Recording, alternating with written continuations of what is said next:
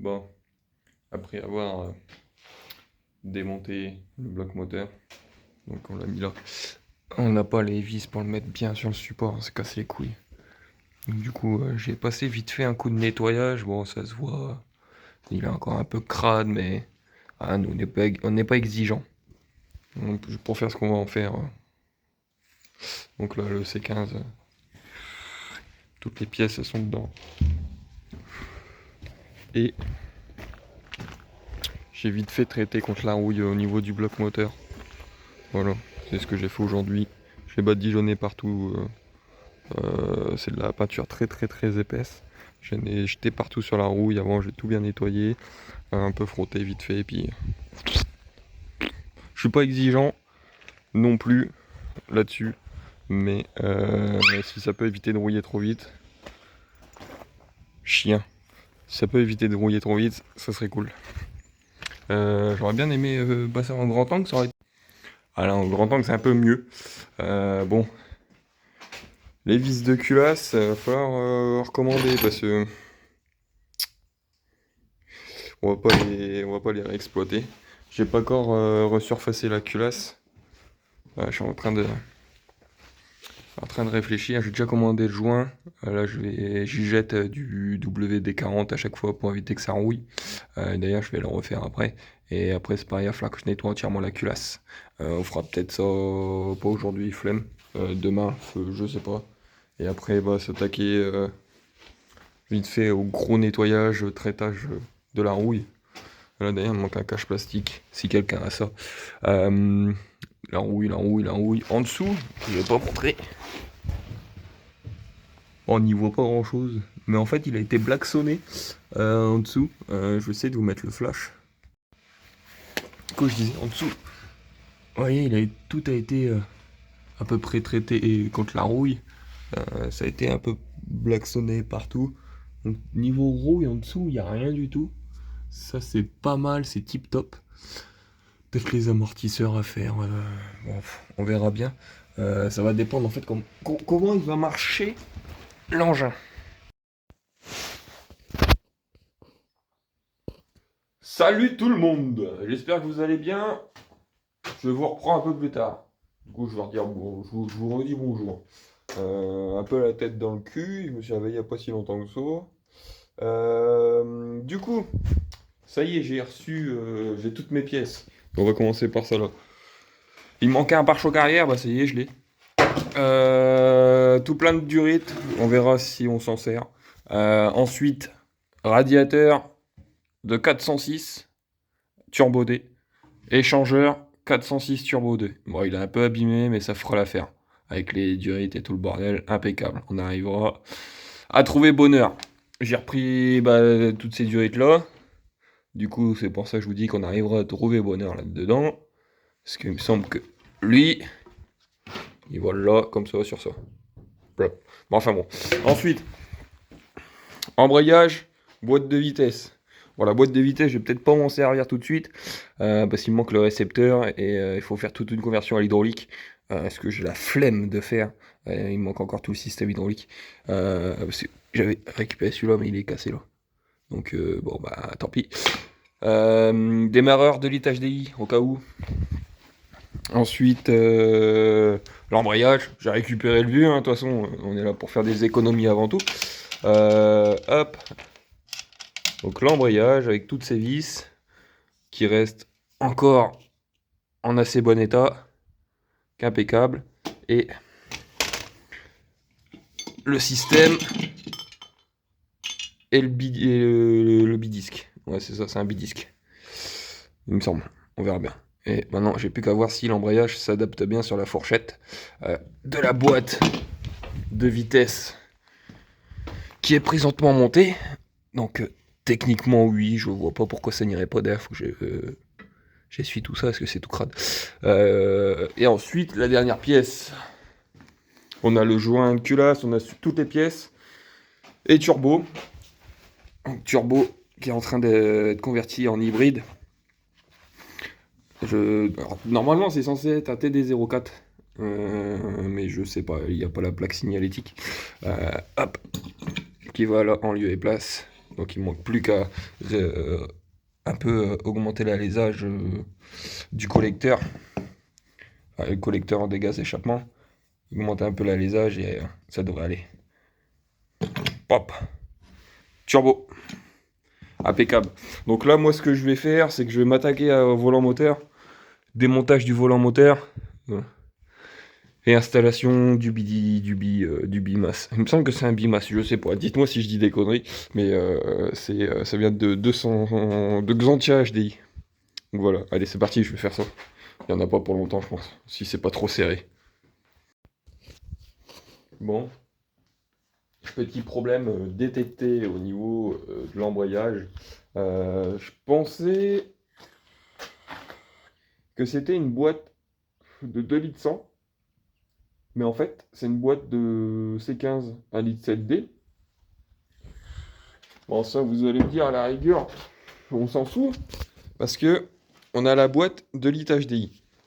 La boîte de litre HDI, c'est la même. C'est quelque chose près, c'est tout pareil. Sauf que tout est plus gros. Problème, c'est qu'il faut que je convertisse. Déjà, il faut que je démonte tout. Et qu'il faut que je convertisse le C15 en embrayage hydraulique. Donc ça, c'est pas un problème si j'ai les pièces. Mais c'est ça, où est-ce que je voulais en venir, c'est que je n'ai pas les pièces pour faire la conversion du C15 en embrayage hydraulique. Donc du coup, c'est pas grave. Je vais réutiliser l'embrayage que j'avais, le tout petit, qui est plutôt en bon état général. Je dis plutôt. Ce que je vais faire, c'est pour essayer de rechoper du grip, parce qu'on dirait que ça a commencé à glacer, je vais tout poncer.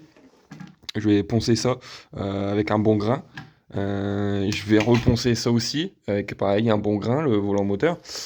Et je vais regarder pour essayer de trouver toutes les pièces, tout le système d'embrayage hydraulique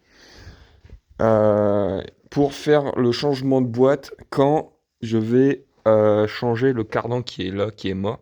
C'est soufflé le cardan qui est mort, mais à mon avis, ça fait tellement longtemps qu'il est ouvert que le cardan il est mort.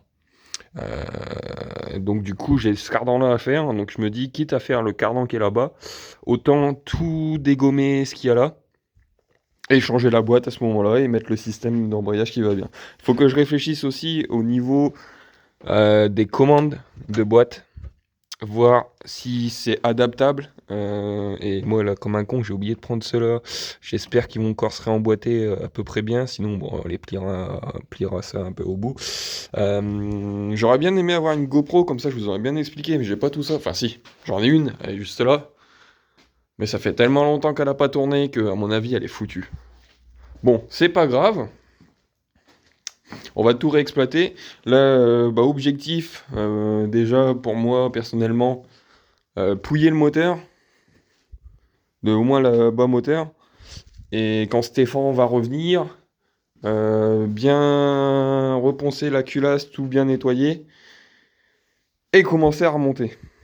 Ça devrait aller. Et après, on voulait changer les manchons. Ces manchons-là, mais c'est introuvable. C'est un peu casse-couille. Bon, c'est pas grave. On va se contenter de ce qu'on a. On va dire que pour aujourd'hui, l'objectif, ça serait d'essayer de le redémarrer. Mais déjà, ouais, dans l'épisode 2.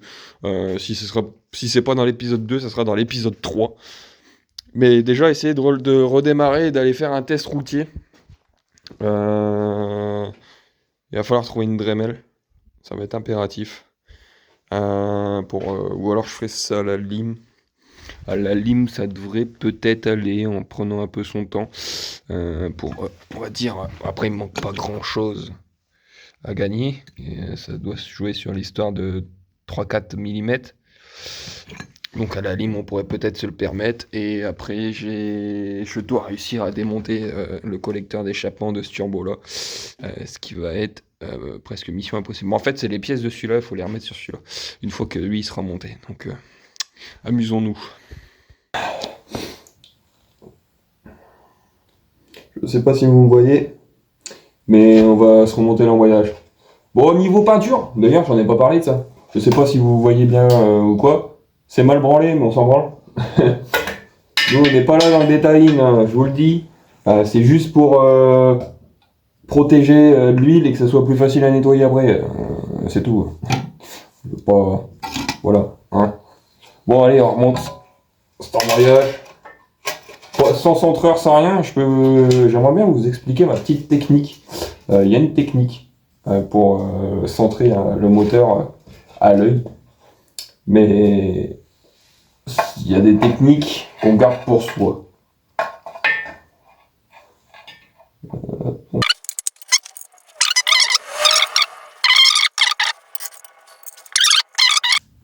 Vous allez me dire serrage au couple. Je veux bien faire du serrage au couple. Je sais faire du serrage au couple. J'avais tout ce qu'il fallait avant. Mais je pensais que j'allais plus bricoler de ma vie. J'ai tout revendu. J'avais même une péteuse tout. Ouais, j'étais heureux. Mais vu que j'ai tout revendu, j'ai même pas une clé dynamo. J'ai rien du tout. C'est un peu chiant. Pas une rallonge ici.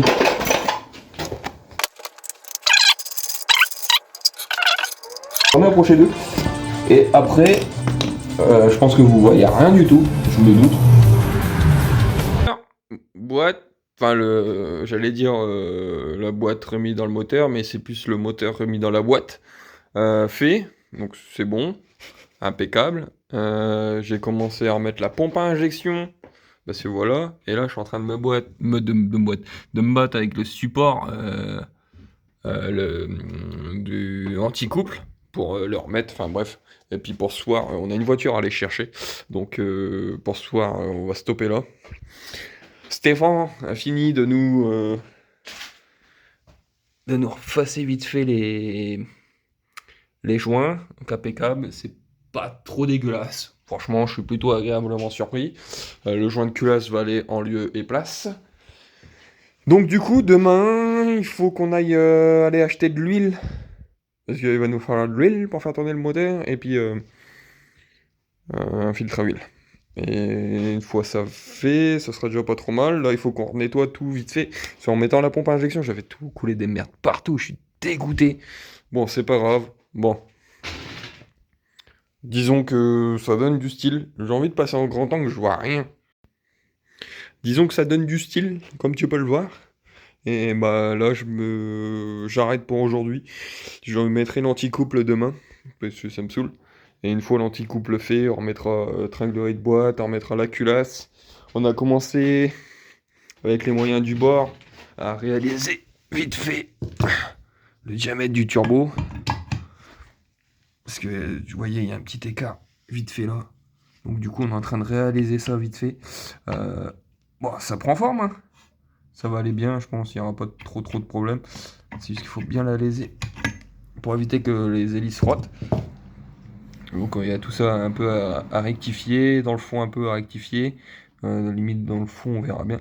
Et bon, ça devrait aller, je pense. Il n'y aura pas trop de problèmes. Et j'ai toujours la boîte du HDI qui est là. On essaye ça, et puis si tout fonctionne, j'irai faire une session casse pour aller choper un système hydraulique HDI.